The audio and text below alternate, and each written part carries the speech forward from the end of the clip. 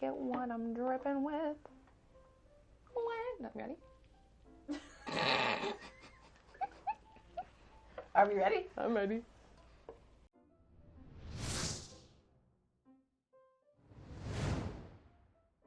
Hi, I'm Reba Hervis, Artistic Director at Overshadowed Theatrical Productions. Welcome to this week's episode From the Wings with Rebecca Leland. Happy to be here. What are we chatting about today? Today, we are going to talk about gender-specific casting. Ooh. We recently got a question from one of our fans who just was interested and said, what would you do if, kind of, and told us about a scenario that, like, you know, that as in most cases, there's never enough boys around. Casting in a show. And so she was doing something and did not have enough of them. And so without thinking about it, she just gave the girl the part of the guy and life went on. And so she was just kind of asking us questions about that. Have we ever thought about that? And with this day and age, what does that mean for directors? It is an interesting topic. Are men different than women then? Like, I think maybe when it comes to theater, can women play the role of a man versus a man playing the role of a woman? Because I would say I am often uncomfortable personally as a Christian with Hairspray, and I don't know how you would land on that. I think it's a comedic role. Yep. I think those who wrote it in to push, personally, I think, an agenda when it comes to men in theater and like pushing maybe cross-dressing and things like that.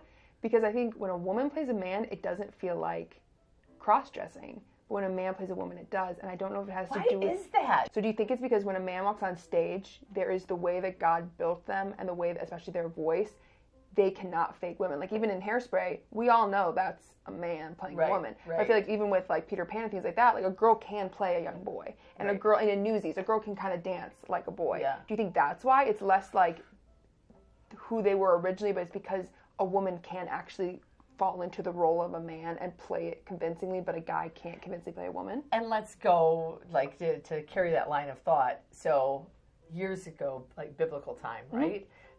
Everybody wore dresses, right? Yes. So when women transitioned into wearing pants, even though men were already wearing pants, it kind of went naturally, right? I mean, people complained about it, that it was male clothing or whatever. Right. But for a man to transition back and to wear feminine clothing doesn't happen. You know, it did back then because everybody had a tunic on. Right. But like now, for people to go back, that feels like cross-dressing, but it doesn't feel like the same way for a woman to be wearing things that are more associated with men. Yeah. So why is that?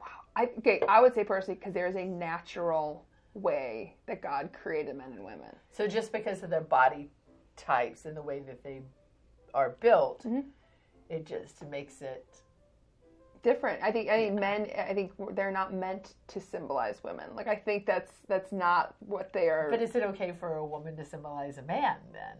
So is it? So we're saying that we're more uncomfortable with a man playing a girl's part. Are we equally as uncomfortable with a woman playing a guy part? See, I'm personally not. Like Peter Pan, I think that's fine. I do find it weird when Peter Pan flirts with her though. Like it's very obvious where she's like, Peter, the kiss, and like, are you coming? He's like, no, and then she's all like, because they're like, she kind of has a thing for Peter, and that's weird to me because I personally believe men to be married to women, women be married to men. But I know the theater community definitely pushes like it's fluid, gender fluidity and things like that. But I think there is a right way, and I think it goes against the grain. But I would say I think if women like can play men, I don't know, because like is the art separate from the artist? Is what you're portraying like what's more important? Yeah, because I'm going to say I've cast girls and guys parts consistently. Like, give me. Captain Hook is the one that I really think of that I did, is that I put a girl in the role of Captain Hook. But did she look like a man? We dressed her as a man. Interesting. Yeah. And she played the role of a man. I don't know that we made her change her voice or anything, but we just didn't change anything about her to make her feminine. Yes. That's so interesting. So this is like obviously nowhere comparison, but this is my experience. I'm going to share it. Whenever we did Madagascar, the musical, I was Skipper, who's like the head penguin.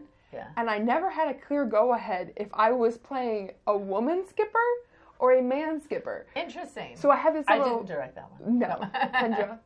Shout out. Love you. Shout out, Kendra. So I was kind of this like internal conflict. But I ended up just playing, I was like, I'm just going to reenact that character. Yeah. And I think I came across as, which I asked people, I came across as a female skipper, even though I just said the lines the way that like Skipper did, but it's because I'm a woman that I came across that way. Which I would think that, you know, again, an animal, it's like, does it really written that it has to be a male playing a male animal, or does it matter? Right.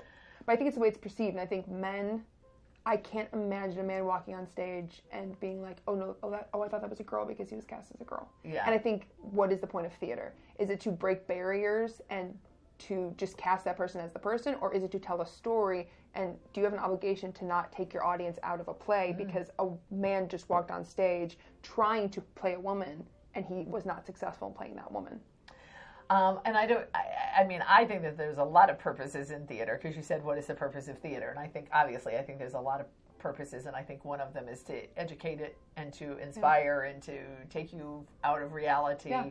And I think, unfortunately, theater has always been a place that does push the envelope of whatever it is that is pushing, which is the reasons Christians left it years ago, right? And so when Hollywood was making bold stances, and you know, they were living a certain lifestyle that Christians didn't like, Christians were like, leave it, let's get out of there. And then what happened? We did not redeem it. We got worse, right? Because when you take the light out of the darkness, there is no more light, right? So there's nobody there fighting for let's not just completely give this over to the devil, right? And to the ways of the world. And so then the rules change. And I think, unfortunately, even though there's a lot of Christians going back and finding a place in the arts now, that it is a place that you have to tread very, very carefully. So just recently, the things that we just see all the time that they're pushing for, like after COVID, the whole equity acts and insurance and COVID restrictions that came, and the rules that they put on that society for what they had to do. And then, as you know, they say that they take the collection for to benefit AIDS once a year, but every time I go to the theater, they're doing it, and I think I go more than once a year. So I don't know how that's happening, but it's like I do love the fact that they do Broadway Cares, and I do like the fact that they take care of their own, but there's always a political thing that goes with it. Like when we went to see Parade that we talked about, and Ben Platt said something about some things have never changed or something, and it's like, so they're making their little commentaries that go along with it, and I think theater does that. It's like, I have my commentary that I push too, right? It's, and some of you may be like, and I don't like yours either, right? I mean, but that's the way the arts is. The arts has always been like, from Rembrandt and Van Gogh, and they all had a style that reflected the politics of the time, and so that's what it does, right? So then now, flashing forward to a time that now it really does matter what gender you cast things in, because now people are becoming very protective over what it is they want, right? If they're protecting my right to be a male or female, or to be doesn't matter whether I'm male or female, there's still a statement that happens with that. And I just have to tell you, it's like, I think that there's not a lot of female roles out there to begin with. And so all of a sudden now, if I'm having to give them a male that comes in, if I'm having to give him these coveted female roles, it's like, I feel sorry for my sex. Because it's dog out there already. And I feel the same way about sports. When a guy all of a sudden has transgendered into a woman, and now the women are having to compete against somebody who has now transgender, it's not the same. It's a male is not built the same way as you went back to say before, and so then it becomes really hard to compete against them. I don't know. I guess I don't like the whole political aspect of it. That's probably it.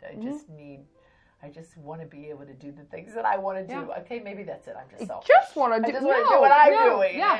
Well, and what your convictions align with as well. And I think opening that up and having that conversation is very important. And I think when it comes to like making these political, it shuts down the conversation. It's saying, no, now we're all doing this, and if you don't do this, you're doing this, instead of being like, no, let's talk about it. Like, why am I not wanting to cast a man in a woman role? Why would I not want to cast like a female Mrs. Potts? Well, here are my reasons. Oh, well, you're oppressing men. you're not giving them a chance. No, it's because this is my art. Yeah. Yeah. Yeah. And I think that too, that times have changed enough that I really miss the times that it was innocent and it wasn't about a political agenda. Yeah. And so if I was doing Cinderella and I wanted to put somebody as the prince, then I could, because nobody thought that I was trying to have an agenda. They just knew that I was trying to make... I had only girls. And that I was trying to make a play, and I wanted to give everybody the opportunity to do it. Yeah. Whereas now it's not that way anymore. Now every decision I make is political. Yep. And that's what I don't like. And I think I love what you said, your concept of who is your audience. I think that is huge. It does depend on your audience. Is your audience young kids who are not going to bat an eye at the fact that this girl that they already know is playing Cinderella? Great. Are you having it be on stage, and are you making it political? And I think, are you going back to making it a political statement, or are you going back to, it's fine, she's playing the role? And I think it depends on your audience. It depends. There's just so much intentionality that you need to have as a director. Right. And it is hard. Right. I think that's what I miss. I miss that the age of innocence has gone, and that it can't be just about making the art, but that every decision that I make is a political statement. And even if I am not thinking that deeply about it, and I'm not trying to have layers to what my decision is, maybe I'm just doing it because it just works out, I have to still go back and think about the repercussions of everything that I do, because everything I do is going to matter over here in that way, and it's hard. It's like walking a minefield in theater. It really is. So. Yeah, I think a lot of times ultimately it's whatever we're doing, we need to be serving an audience of one, which is God. Yep. And if you are aligning with Him, and then the next step is, okay, who is your audience going to be, and what are their sensitivities? How are they going to be viewing this art? But I think ultimately, whatever we're doing, if you're a believer in Jesus Christ, it needs to be, what does God think about what I'm doing? And I think, in some situations, He's like, let the girl play Peter Pan. Yeah. She's light. She's going to, play a little boy who, it doesn't really matter. Yeah. But then sometimes, like, no, that's going to lead someone astray. And you can be Skippy, too.